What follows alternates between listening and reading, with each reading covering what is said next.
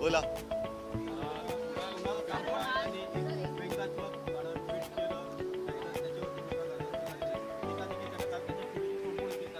कुणाल कामराने व्यंगात्मक गाणं केलं असं मला वाटत नाही. त्यांनी सत्यात्मक गाणं केलेलं आहे.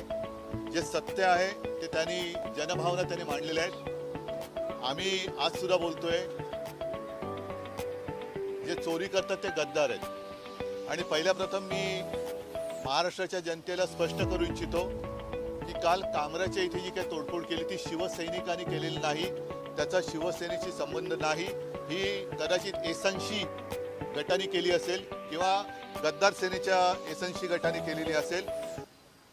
मुळामध्ये हे जे राज्य चाललंय ते छत्रपती शिवाजी महाराजांच्या आदर्शाने चालले की गद्दारांच्या आदर्शाने चाललेलं आहे.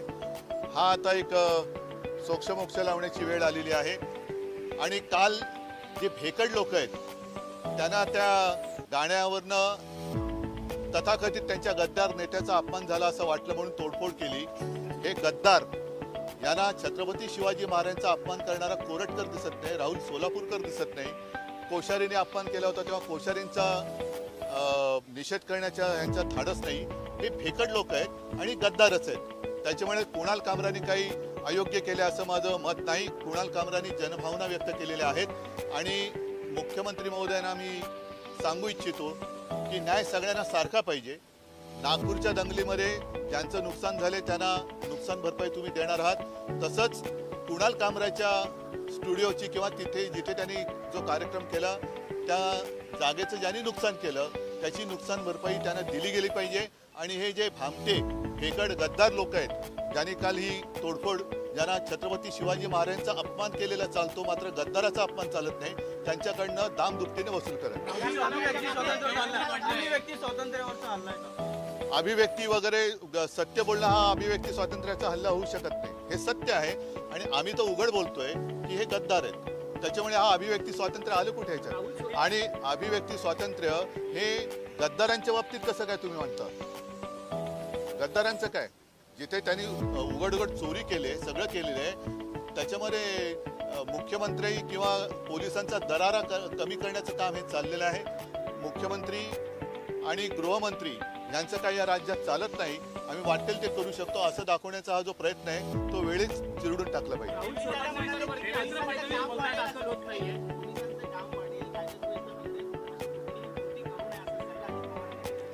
अजित पवारांना मी धन्यवाद देतो, पण मुळात त्यांच्या आजूबाजूला बसणारी लोकच जर असं काम करत असतील तर पहिलं त्यांना आवरलं पाहिजे. त्यांनी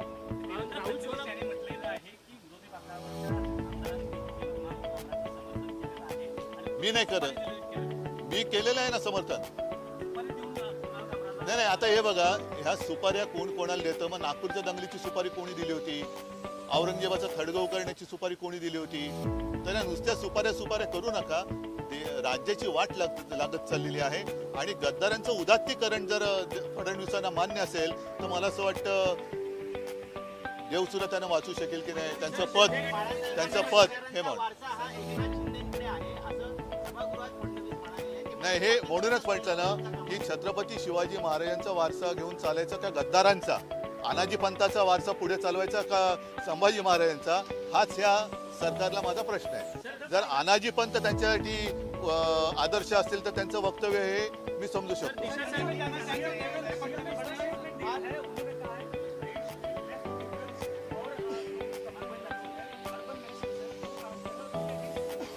फिर आप गृहमंत्री हो ना, डबल इंजन चल रही है ना सरकार, पूरा देश आपके हाथ में, महाराष्ट्र आपके हाथ में, इसके बावजूद नागपुर में दंगा कैसे होता है? तो जवाब देना चाहिए उन्हें. कुणाल कामरा ने, मुझे नहीं लगता कुछ गलत कहा है. गद्दारों को गद्दार करना ये किसी पर हमला करने की बात नहीं है. जो गद्दार है वो गद्दार है.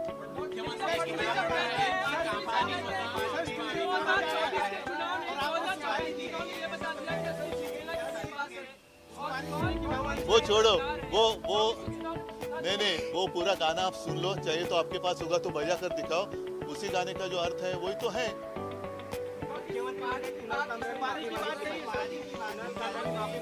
नाही, कुणाल कामरा जे सत्य आहे ती जनभावना बोललेला आहे. आणि असं जर असेल तर तुम्ही सांगा की जो कोणी सत्य बोलेल, सत्यमेव जयते खोडून टाका आणि गद्दारमेव जयते लावा.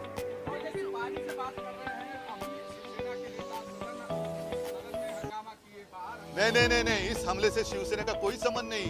ये गद्दार सेना ने किया है, इसका कोई शिवसेना से लेना देना नहीं है. जिसके खून में गद्दारी है वो शिवसैनिक हो ही नहीं सकता.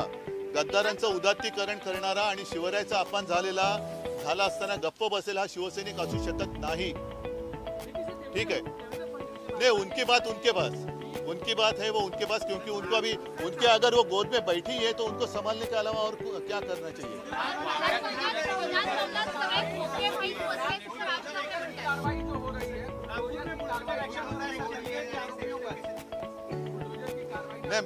हर जगह एक ही नहीं अपना. फिर जिसने दंगा भड़काया उनके ऊपर कार्रवाई क्या करेंगे आप? पूरी जांच करो और जो भी है उसमें गुनेगार करो. बघा, मला असं वाटतं की एकूणच याच्या बाबतीत जे कोणी आपल्यात खरोखर इतिहास तज्ञ राहिले असतील त्यांची मदत घ्यायला पाहिजे. पण जर वाघ्या कुत्र्याची समाधी हा एक वेगळा भाग आहे, पण या राज्यातलं इमान हे उखडून टाकले गेले हे दिसतंय.